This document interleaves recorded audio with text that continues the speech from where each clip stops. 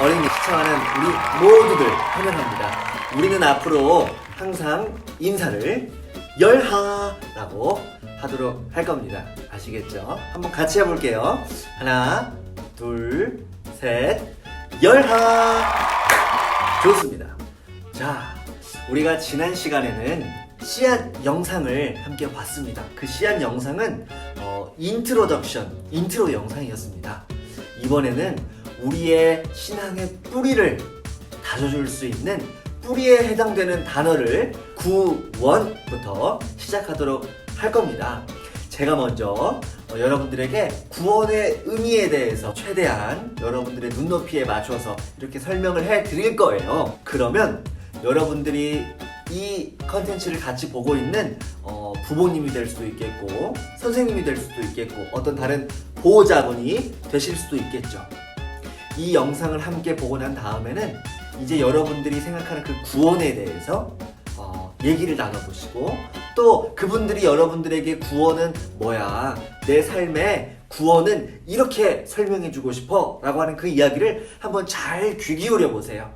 이렇게 하나님께서 여러분들에게 무엇이라고 말씀하시는지 하나하나 살펴가다 보면 여러분들의 믿음이, 여러분들의 고백이 쑥쑥 자라갈 겁니다. 첫 번째로 구원은 시들시들 죽어가는 나무에 물을 듬뿍 주는 거예요. 아무리 시들시들 죽어가는 나무라도 시원한 물을 듬뿍 주게 되면 그 시원한 물을 먹은 나무는 다시 자라나게 되죠. 그래서 꽃을 피우게 되고요. 그리고 나중에는 더 자라서 열매를 맺기도 합니다. 필그림 전도사님은요, 어렸을 때 학교에서 화분을 담당했던 적이 있었어요. 제가 화분 담당해서 죽어가는 그 식물에게 물을 이렇게 쏴 하고 주면 그 흙이 물을 하면서 빨아들이는 소리를 들을 수가 있었어요. 그래서 이 시원한 물을 흙이 머금게 되고 그 흙에 있는 시원한 물을 식물이 이렇게 빨아 올릴 때 이 식물이 곧 힘을 되찾는 걸 본 적이 있었거든요. 그때 정말 저는 기뻤답니다. 또 구원은요, 정말 뜨거운 불길이 타오르고 있는 그 집 속에 갇혀있던 그 아이가 소방관의 도움을 받아서 무사히 집 밖으로 탈출하게 되는 걸 말해요. 꼼짝없이 죽을 수밖에 없었는데 소방관이 영웅처럼 나타나서 그 아이를 품에 안고 불 바깥으로 도망쳐 나온 거예요. 그래서 그 아이가 목숨을 건진 거예요. 바로 그런 걸 구원이라고 말할 수가 있겠어요. 구원을 다른 말로는 어떻게 표현할 수 있을까요? 그물에 꼼짝없이 잡힌 물고기가 누군가의 도움을 받아서 자유롭게 바다로 헤엄쳐 갈 수 있게 된 거예요. 만약 물고기가 그물에 그대로 잡혀 있었다면 그 물고기는 어떻게 됐을까요? 아마 그 물고기는 참치, 통조림, 아마 참치 통조림이 되고 말았을 거예요. 그런데 그 그물을 싹둑 잘랐더니 그 물고기들이 자유롭게 바닷속을 헤엄쳐 다닐 수 있게 된 거죠. 이런 걸 구원이라고 할 수 있겠어요. 또 구원은요, 골목길을 가는데 사나운 개가 왈왈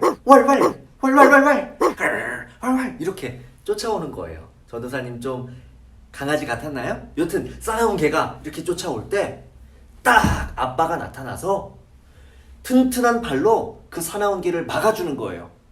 그러니까 이 사나운 개가 혼이 났어요. 그리고 꽁지 빠지게 도망가는 거예요. 이렇게 아빠의 큰 튼튼한 이 팔로 나를 지켜주는 거, 이런 걸 구원이라고 말할 수 있을 거예요. 또 구원을 뭐라고 말할 수 있을까요? 아마 예쁜 새장 속에 갇힌 새를 떠올려 보세요. 예쁜 새장 속에 새가 갇혀 있는데 이 새는 밖을 향해서 저 푸른 하늘을 향해 날아갈 수가 없는 거예요. 그런데 누군가가 새장의 문을 활짝 열어준 거예요. 끼. 그래서 이 새가 활 이 하늘을 향해 나아갈 수 있었던 거예요. 그래서 그 새가 하늘을 자유롭게 날아가는 거, 새장 문을 활짝 열어서 이 새가 자유를 얻는 거, 이런 걸 구원이라고 할 수 있어요. 또 구원은요, 오랫동안 병에 걸려서 병원에 오랫동안 누워있던 사람이 있었던 거예요. 그런데 드디어 이 사람의 병이 완전히 낫게 된 거예요.